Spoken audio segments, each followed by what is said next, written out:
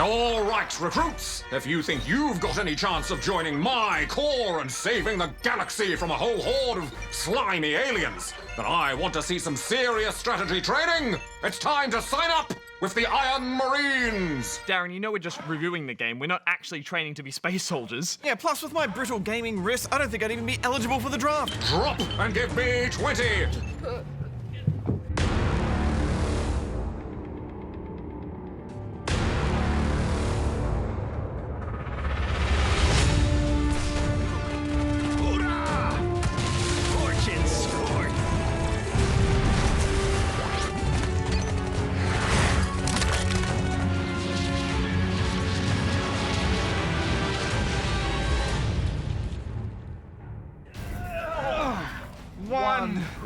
Puny humans.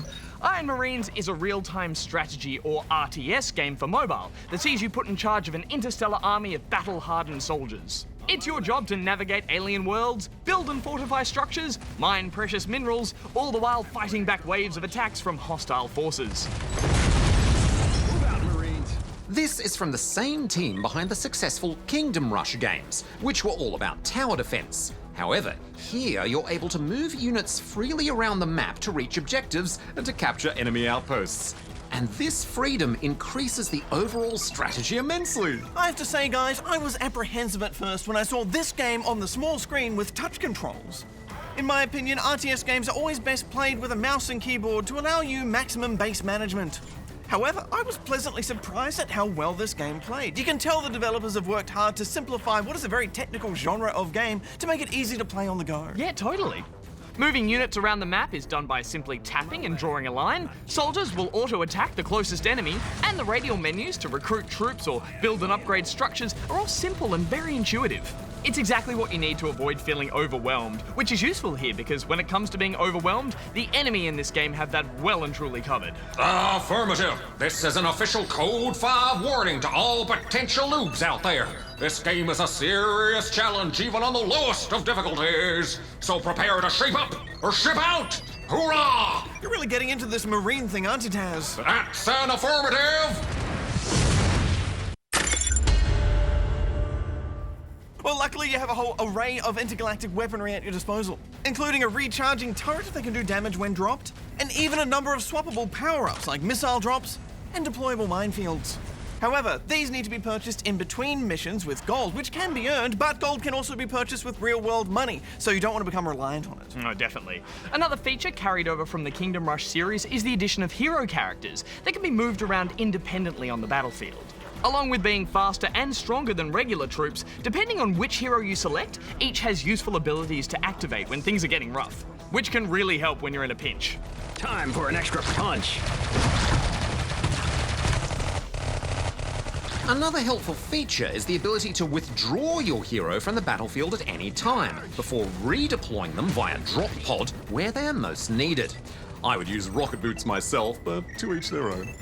This is especially useful when you need to defend an objective and are faced with enemies attacking from all sides. More wave mode scenarios like this unlock as optional spec op missions, which are particularly brutal. And while I did enjoy these high pressure scenarios, Goose, it was moments like these where I did feel the touch controls faltered slightly. Yeah, I know what you mean, Barjo. While they have done a great job with these controls, due to the frantic nature of this game, it's impossible to avoid occasionally selecting units when you're trying to look around the map, or picking the wrong soldiers in a really crowded fight. And once the panic set in, it was all over. My finger was slipping around the screen, and before I knew it, my whole squad was alien chow. Medic! Such is the folly of the human brain, allowing your emotions to get in the way of perfect tactical planning. Hang on a second, Darren. Are you telling me you didn't think twice fighting all those robots? Oh, well, that's different. Who could face destroying all those cute little mechanized mercenaries?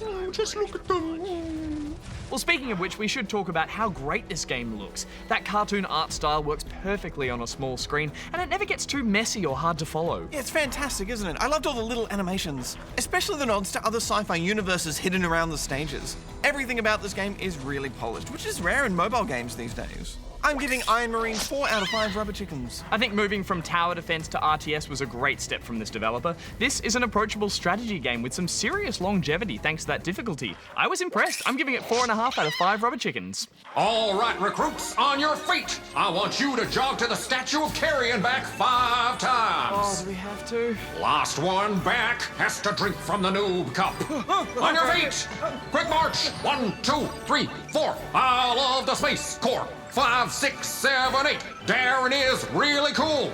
That doesn't rhyme. Quick march. Space noobs.